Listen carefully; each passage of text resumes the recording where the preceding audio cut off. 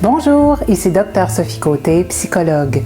Aujourd'hui, je vais vous parler d'un cas de figure super intéressant qu'on peut rencontrer en psychothérapie quand on travaille en reconsolidation thérapeutique de la mémoire et qu'on cherche à créer des décalages. Alors, j'ai une patiente en cours de suivi qui veut travailler son sentiment de toujours devoir être forte, de toujours devoir être solide, donc de toujours devoir être performante et cacher qu'elle est anxieuse ou qu'elle va moins bien, ne pas demander d'aide, etc.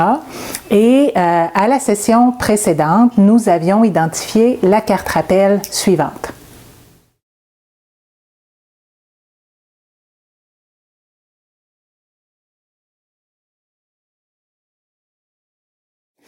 Et donc, je comptais sur la tâche interséance dans laquelle la patiente pourrait, de manière naturelle, rencontrer des situations qui ne correspondent pas à ce que son modèle problématique de la réalité prédit, et donc vivre des déclics, des décalages in vivo. Mais ma patiente me revient, elle a travaillé avec sa carte rappel de la manière décrite dans la vidéo référencée dans les commentaires, mais elle me dit tout simplement que, à part de sonner très très vrai pour elle, d'être très très véridique dans son impression émotionnelle, personnelle, il ne se passe rien d'autre pour elle. Alors, j'explore avec elle la situation. Ce qu'il faut savoir, c'est que la rencontre a commencé de manière bien particulière ce jour-là. Aujourd'hui, au moment de tourner ceci, nous sommes 2 jours avant l'Halloween. Et comme c'est vendredi, c'est la journée où des millions de parents ont préparé les costumes et les maquillages de leurs enfants avant d'aller à l'école. Et ma patiente, étant une maman, a dû préparer ses enfants dans l'effervescence bien connue du matin de déguisement d'Halloween. Et donc, je la trouve au moment de commencer la rencontre en pleine effervescence encore, avec son conjoint qui essaie de régler les problèmes techniques qui font en sorte que son micro ne fonctionne pas. Et après plusieurs essais infructueux, nous devons carrément changer de plateforme pour faire la rencontre. Et puis j'entends son conjoint d'un ton un peu bourru à un moment donné lui dire qu'il faut qu'elle branche son casque avec microphone dans l'appareil si elle veut que ça fonctionne. Donc on sent que la tension était un peu palpable à ce moment-là. Et la patiente, très cohérente avec son schéma, très très embarrassée de ne pas avoir réussi à être prête et fonctionnelle à temps pour sa rencontre. Et je garde ça en banque pendant qu'elle me parle de sa vérité émotionnelle dans laquelle elle est toute seule, sans aide, toute seule, sans aide, alors que moi, je viens de voir carrément devant moi l'aide qui était très, très engagée, même si un peu bourrue à cause de la précipitation du matin, mais qui était carrément là autour d'elle. Alors, ce que je fais pour commencer, c'est que je commence par retrouver avec elle un souvenir écran, un souvenir très représentatif de ce sentiment-là d'être seule et sans aide. Alors, cette patiente se remémore les moments où elle était très anxieuse d'arriver en retard à l'école parce que l'autobus scolaire n'était pas toujours très fiable et elle se rendait bien d'avance, peut-être 15 minutes, peut-être plus que ça, à l'arrêt d'autobus qui était quand même à une bonne distance de la maison. Donc, elle me dit, c'est pas comme si quand l'autobus tardait, je pouvais simplement passer la tête par la porte d'entrée et avertir ma mère que l'autobus ne se présentait pas. Et par ailleurs, sa mère ayant un emploi qui la gardait bien occupée à la maison, elle ne pouvait quitter pour aller accompagner ma patiente. Alors, on voit ici un apprentissage statistique juste dans cette expérience de vie-là et évidemment, il y en a eu bien d'autres, même dès le début de la vie, très très jeune. Mais on a un bon exemple ici où, de manière très très répétée, très très chronique, la patiente se retrouve toute seule, inquiète et elle doit régler un peu son problème par elle-même. Et donc, ce que je fais, c'est que je l'amène en juxtaposition dans l'espoir de créer un décalage. Alors, je lui demande de fermer les yeux, je lui demande de voir la petite fille qu'elle était à l'arrêt d'autobus, toute seule, sans aide, dans le froid, une bonne partie de l'année, pendant ce qui semblait un temps interminable pour une petite fille, en ne sachant pas trop si l'autobus allait arriver à l'heure. Et ensuite, je juxtapose avec la scène que j'ai eue devant les yeux, c'est-à-dire elle qui a de la difficulté avec son matériel informatique et son conjoint qui est là en train de l'aider. Et fidèle à la méthode de juxtaposition, je ne prends parti pour aucune des réalités et je lui demande simplement de répéter sa déclaration ouverte comme quoi elle est toujours, sa vérité émotionnelle, comme quoi elle est toujours la même petite fille toute seule et sans aide et de laisser ses yeux se promener d'une image à l'autre pour que le décalage finisse par apparaître pour elle. Mais rien ne se produit. Et pendant une bonne dizaine de minutes, nous sommes là toutes les deux à regarder ces deux situations-là et de manière parfaitement sincère, ma patiente me dit qu'elle ne voit, il n'y a absolument rien qui lui saute aux yeux. Et après avoir évalué un peu si ça semble être une résistance, je me rends compte, c'est là où ça clique dans ma tête, que ma patiente est dans une situation bien particulière de cécité expérientielle qui est décrite par Lisa Feldman Barrett.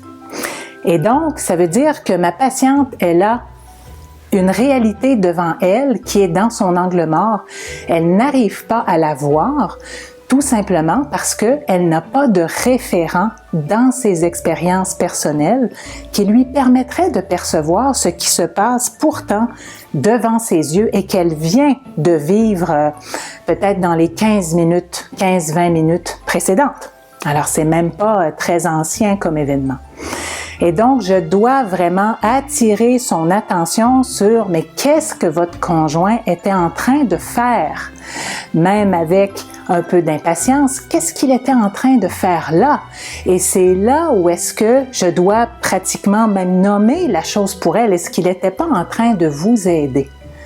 Et c'est là où finalement, sa cécité expérientielle commence à se dissiper et elle commence à prendre conscience que c'est ça, avoir de l'aide autour de soi, c'est ça, ne pas être seul avec un problème. Donc, même en regardant cette scène-là du passé très récent, que j'étais en train de décaler par rapport à la situation où vraiment elle était seule et sans aide à l'arrêt d'autobus, ma patiente ne percevait pas que avoir quelqu'un qui nous aide, ça ressemble à ça. Donc, j'aurais pu attendre bien des rencontres avant qu'elle me rapporte une anomalie dans son quotidien qu'elle aurait remarqué, comme quoi le monde, la réalité, les autres ne se comportaient pas de la manière dont le schéma prédisait, tout simplement parce qu'elle n'arrivait pas à percevoir le matériel contradictoire. Et si on veut voir un peu comment ça fonctionne, la fameuse cécité expérientielle, eh bien, c'est tout simplement quand on regarde une image comme celle que je vous présente à l'écran. Donc, en ce moment, votre cerveau travaille très fort pour essayer de repérer des patrons visuels dans l'image que vous regardez. Et parce qu'il n'a pas de référent dans son expérience passée, il ne peut se fier sur rien pour percevoir. Peut-être que vous allez halluciner certaines portions d'images parce que votre cerveau va essayer de faire des parallèles avec ces perceptions-là, mais vous n'allez pas réussir à vraiment détecter qu'est-ce que l'image représente. Et la façon de vous guérir de votre cécité expérientielle, c'est de faire ceci. Alors là, maintenant, vous pouvez voir qu'est-ce que l'image en noir et blanc représentait. Et je vais vous permettre d'alterner un petit peu les deux. Vous créez plusieurs petites expériences comme ceci. Et maintenant, lorsque je vous représente l'image en noir et blanc, maintenant, vous pouvez, entre guillemets, voir ce que c'est. En fait, vous hallucinez cette image-là, qui dans ce cas-ci est une loutre. Vous hallucinez la loutre simplement parce que votre cerveau maintenant se fie sur son expérience passée d'avoir vu cette image de loutre et il la superpose à cette image-là en noir et blanc pour organiser ce stimulus en une image cohérente. Et donc, il est arrivé la même chose à ma patiente. Donc, l'expérience qu'on a créée a pu, lorsque je l'ai aidée à vraiment identifier ce qu'elle avait sous les yeux, ce qu'elle venait de vivre, là, on a pu créer un précédent et là, c'est là où elle a pu réapprocher ces différentes expériences de vie et voir que depuis de nombreuses années, l'aide est autour d'elle. Elle n'est plus seule comme elle était quand elle était une petite fille, mais c'est que l'aide, elle n'arrivait pas à la percevoir. Et ça change tout pour cette patiente tellement qu'elle m'a dit, c'est une révélation pour moi, même c'est un choc de réaliser que tout ce temps-là, je n'étais plus seule et j'avais de l'aide autour de moi. Elle était là, c'est pas qu'elle n'était pas là, c'est moi qui réussissais pas à la voir. Alors, faut-il que cette patiente-là ait vraiment vécu, grandi dans un monde où elle ne sentait pas de présence aidante pour lui venir en aide, pour prêter assistance, pour donner du soutien, pour l'aider à régler ses problèmes, pour qu'aujourd'hui, des années plus tard, à l'âge adulte, une petite situation toute simple du quotidien passe complètement inaperçue dans son radar et la maintienne dans cette réalité-là dans laquelle rien n'a changé, le passé est dans le présent de manière complètement intacte. Évidemment, c'est une illusion. Elle est toujours la même petite fille, toute seule, sans aide. Et là, en poussant un peu plus loin le décalage et en repérant que la raison pour laquelle la juxtaposition ne fonctionnait pas, c'est que cette patiente-là était en cécité expérientielle, en lui permettant graduellement de régler ou de guérir de sa cécité expérientielle, là, le plein potentiel du décalage peut se révéler à elle et permettre d'avoir cette révélation choc et de réécrire sa vérité émotionnelle. Alors, je vous laisse sur sa carte rappel juxtaposée.